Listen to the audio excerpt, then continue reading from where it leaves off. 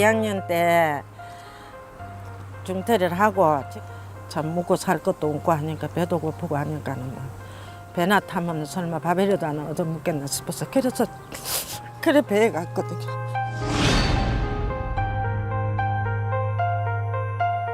안생아, 이제라도 네가 살아. 뭐 없는 반찬인데 쌀밥 한 그릇 해가지고 내 일로 배부르게 먹이겠다. 어쩌든지 살았으면 살았다, 죽었으면 죽었다.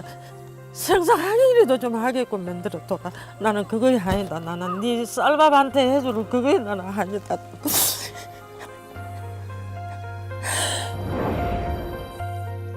맨발로 손님을 맞이합니다. 빛바랜 흑백 사진을 뚫어지게. 빛바랜 흑백 사진 속 아들을 마주하고 끝내 울음을 터뜨리는 이간심 씨는 납북자 가족이다.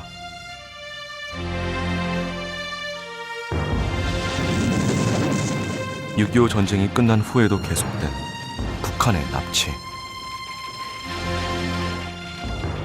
전후 납북자 수는 총 3,835명.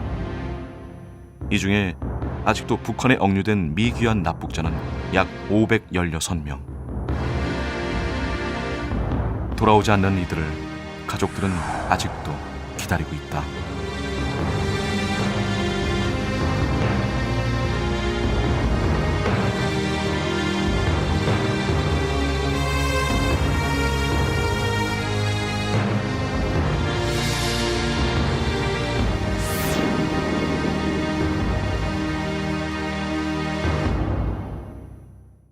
The Commission of Inquiry on the Democratic People's Republic of Korea has found systematic, widespread and grave human rights violations occurring in that country. It has also found a disturbing array of crimes against humanity. These crimes arise from policies established at the highest level of the state. Authorities of the Democratic People's Republic of Korea, the Commission of Inquiry challenges you to respect the human rights of your citizens, engage in dialogue by disclosing the whereabouts of those who have been forcibly abducted from Japan, from the Republic of Korea, and from other countries. 2014년 2월 7일 유엔 총회 북한인권조사위원회 보고서에는 북한의 반인도적 범죄가 생생하게 기록돼 있다. 이러한 북한의 범죄 행위에 대해 유엔은 납북자들의 생사 확인과 생존자들의 귀환 허용, 사망자 유해 송환 등을 강력히 요구하고 있다. 그러나 북한은 여전히 납치 문제를 외면하고 부정하고 있다. 공화국 내에서는 강제적으로 또는 비자발적으로 실종됐거나 자신의 의지에 반하여 억류되어 있는 사람은 한 명도 없다. 우리 공화국의 적대적인 세력들에 의해 날조된 음모들이고, 따라서 유엔 실무 그룹의 숭고한 과업들과는 아무 상관없는 일들이다. 현재까지 확인된 전쟁 이후 미귀한 납북자는 약 516명. 이 중에서 어부가 약 89%로 가장 많다. 또 군인과 경찰, 민간 항공기, 해외 납북자, 목사, 유학생, 심지어 고교생까지 납북된 장소와 직업도 다양하다. 이러한 납북자 문제를 해결하기 위해 북한인권시민연합에서는 다각도로 방법을 찾고 있다. 피해 가족들을 만나는 것도 그중 하나다. 김태옥 할머니의 아들은 친구들과 바닷가에 놀러 갔다가 갑자기 납북됐다. 당시 아들은 고등학생이었다. 먼저 맨 납치해온 사람들은 다 늙어서 그때 이제 78세가 되니까는 고등학생을 50명을 납치해와라. 김일성이가 명령을 내렸대요. 그래서 그렇게 많이 납치됐대. 이렇게 딴 사람들은 물에 놀러 가시면 거기서 잘못된 줄 알지 납치된 걸 모르거든. 지난 78년 8월 전라남도 홍도 해수욕장으로 삐서갔다 실종됐던 당시 고교 3학년 홍건표 군과 이명우 의혹까지 제기되고 있습니다. 이들은 당시 북한 공작원에게 납북됐던 것으로 실종 19년 만에 이처럼 북한의 범죄는 무고한 학생들에게까지 이어졌다. 현재 북한에 납치된 고등학생은 확인된 것만 5명. 모두 여름방학 중 해안가에서 납북됐다. 김영남 군 역시 북한 공작원에 납북됐던 것이 아버님은 개 찾으러 그게 굶어가면서 돈도 없이 그렇게 댕기셨을 때 얼마나 힘들었겠냐고. 그렇게 한 일주일을 굶어가면서 이렇게 찾으러 댕기고 산꼭대기 가서 부르고 우리 아들 이름 부르고 그러면 그렇게 신경을 쓰고 다니시다가 한쪽에 신경마비가 와서 6년을 앓다 돌아갔어. 그래도 나는 살아있게 걔가 거기 있다는 걸 들었지만 그래서 내가 그 다음에 산소에 가서 민규 살았대요. 민규 살았대요. 내가 얘기했어. 그러나 지난 60년간 대한민국 정부는 계속 소극적인 태도를 보이고 있고 그 사이 납북자 가족들은 이미 고령이 돼버렸다. 더 지체했다가는 가족의 생사조차 확인할 수 없는 건 물론 납북자의 존재 자체가 세상에 묻혀버릴지도 모른다. 이에 북한인권시민연합은 2004년부터 납북자 문제 해결에 본격적으로 나서기 시작했다. 지금까지 UN 강제적 비자발적 실종에 관한 실무그룹에 납북자 생사 확인을 위한 진정서를 44차례나 제출했고 납북자 가족들과 직접 UN 실무회의에 참석해 실상을 알리는 노력도 진행했다. 또 매년 세계 각국에서 개최되는 북한인권시민연합 비자발적 실종 반대 아시아연합과의 공동 국제회의에서 납북자 문제 해결에 대한 회의도 진행했다. 납북자들뿐 아니라 납북자 가족들의 피해 상황을 조사하고 적극 알리는 데에도 힘쓰고 있다. 경상남도 거제시 대금리와 농소리, 이곳엔 납북자 가족들이 많이 모여 살고 있다. 대부분 마을 사람들이 함께 배를 타는 경우가 많아 납북의 아픔도 함께 겪을 수밖에 없었다. 이들은 혹시라도 고향으로 돌아올지 모를 가족 때문에 쉽게 마을을 떠나지 못하고 있다. 그러니까 이 시골에서는 뭐 새롭게 뭐 돈을 벌일 만한 그게 없잖아. 그러니까 부산을 이제 인천으로 뭐 이렇게 큰 항구에 가서 배를 타다 보니까 그 큰 배들은 항상 너른 바다에서 조업을 하다 보니까 그런 위험이 따르지. 그러다 보니 어찌다가 납북이 됐지.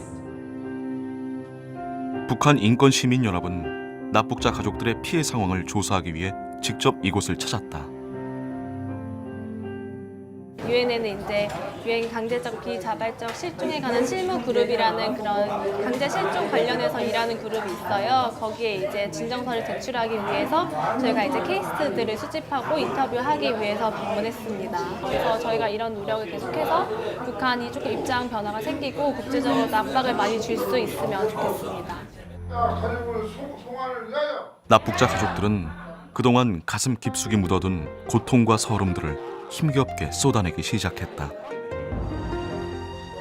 어느 날 갑자기 가족들이 북한에 납치된 충격과 슬픔도 잠시, 남아있는 가족들에게는 연좌제로는 더 큰 고통이 함께 찾아왔다. 반공이 최우선이었던 과거에는 납북됐다는 사실만으로도 잠재적 스파이로 간주해 그 가족과 친척들을 철저히 감시했다. 또 연좌제를 적용해 공무원이나 일부 직업에는 임명을 하지 않았고 여행이나 출장까지도 제한을 받았다. 결국 납북자 가족들은 아무런 죄가 없음에도 사회적으로 그리고 이웃들에게 외면을 당했다. 선풍기나 TV를 사도 이렇게 출처를 조사를 했었어요. 그러니까 할아버지 사촌 동생 집까지 취업을 못하게 하고 그렇게 했어요. 근데 저는 더 심했겠죠. 저도 고등학교 졸업할 때까지 감시를 하고 굉장히 심했었어요. 어머님은 그때 기억에 내가 쓰러지셨고 정말 뭐 집안이 완전히 막 뒤에 흔들리는 그런 느낌이었죠. 납북됐다는 게 상상이나 했겠습니까?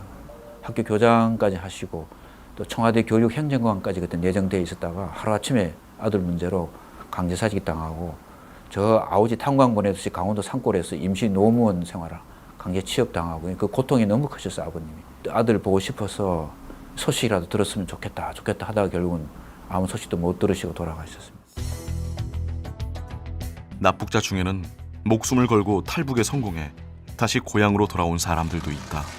지난달 25일 북한을 탈출한 뒤 천신만고 끝에 지난 16일 한국 땅을 밟은 납북 어부 최우길 씨. 그중 한 사람이 31년 만에 귀환한 최우길 씨다.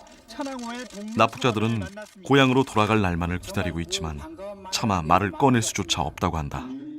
북한에 납북되어 있는 사람은 겉으로 말 표현을 못하지. 말 표현을 못해요. 예를 들어서 북한에서 야 이거 이래서 이번에 고향 나가기로 되는데 나가겠냐 안 나가겠냐 물어보잖아. 내한테 와서 물어본단 말이야. 네 가겠습니다. 선뜻 대답 못함. 귀환자들의 증언에 따르면 납북자들은 생존을 담보로 북한에서 무조건적인 복종을 강요받고 있다고 한다. 철저한 감시와 차별 속에서 고향으로의 귀환은 꿈도 꾸지 못하는 실정이다. 그러나 정작 납북자 문제의 당사국인 대한민국 정부는 한 발 물러서 있다. 결국 북한인권시민연합과 납북자 가족들이 직접 나서고 있지만 이들의 요구는 번번이 북한으로부터 거절당하고 있다. 하지만 일본 정부는 조금 다르다. 납북자 문제를 해결하기 위해 국민 서명을 실시하고 미국을 직접 방문해 국제사회에 알리는 등 정부가 적극적으로 움직이고 있다.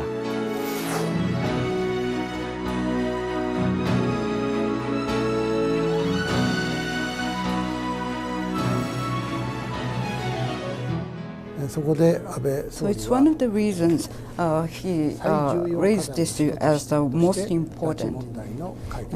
And at one of the press conferences he attended, he clearly stated that he is committed to resolve this issue while he is in office. I believe this will form a strong message against North Korea. I believe they will receive the message that until we can solve this problem, North Korea will not receive any support from Japan. 이제 더 늦기 전에 대한민국 정부와 국민들의 적극적인 관심과 행동이 필요하다. 제일 힘든 거는 사실은 국민의 무관심이에요. 그리고 정부의 무관심이죠. 사실 정부가 직접적으로 나서서 이 할 수 있는 문제예요. 일본과 한국을 대비해 봤을 때 2014년 우리나라에서는 납북자 문제 예산이 3억이에요. 일본은 126억입니다. 이 문제만 이것만 보더라도 얼만큼 납북자 문제의 중요성을 가지고 있느냐가 대비가 되는 거거든요. 그래서 사실은 정부가 좀 더 적극적으로 나서서 이 문제를 해결하기 위해서 국제사회에 대한 노력도 필요하지만 국내에서도 대국민 홍보를 통해서 이쪽 문제에 관심을 가져야 되고. 이제 납북자들도 그들을 기다리는 가족들도 시간이 많지 않다. 하루라도 빨리 서두르지 않는다면 납북자의 생사 확인은 물론 북한의 비인도적인 행위는 역사 속에 영원히 묻혀버릴지도 모른다. 516명의 납북자들이 대한민국으로 가족들의 품으로 다시 돌아올 수 있도록 지금 모두의 관심과 노력이 절실하다. 생사 확인만이라도 국가에서 꼭 서두르셨으면 좋겠어요. 저도 이제 국민이 납치됐는데도 무조건 덮으려만 하는 게 참 너무 국가로서 세계적으로 부끄럽지 않나. 우리 형제가 납북되는 그런 고통을 겪어야 했고 또 우리는 납북자 가족으로 살아가야 되는 그 고통이라는 게 이루 말할 수가 없었습니다. 정부와 우리 국민들이 우리의 고통에 대해서 더 적극적으로 좀 관심을 가져주시고 또 우리의 고통을 좀 치유해 주시고 함께 나누는 이런 모습을 보고 싶습니다. 당신의 아버지가, 당신의 남편이, 당신의 아들이 납북돼서 몇십 년이 흘렀어요. 지금까지 아무런 소식을 알 수 없다면 어떻게 하시겠어요? 우리 그냥 잊어버릴까요? 오래전의 일이기 때문에 저는 이걸로 답변이 대신될 수 있다고 생각이 돼요.